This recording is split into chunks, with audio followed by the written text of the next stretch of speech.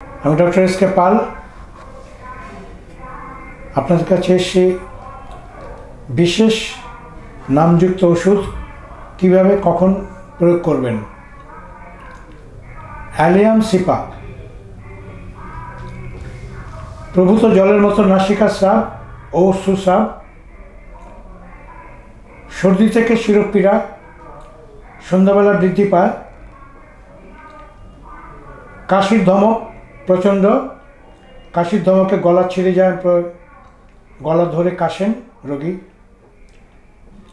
বা চোখ মুখে কামরানি জ্বালা, মনে যেন চোখে ধোয়া গেছে এরকম যন্ত্রণা,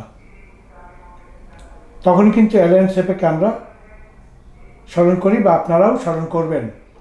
কিন্তু সাথে সাথে এই সতর্কবাণী আমি বলে দিচ্ছি, একজন অভিজ্ঞ ডাক্তারের পরামর্শ নিয়ে কত পোটেন্সি, কোন সময় কতভাবে খেতে হবে, কোন বয়সে কতভাবে খেতে হবে, কতবার খেতে হবে, একজন অভিজ্ঞ ডাক্তারের পরামর্শ নিয়েই খাবেন।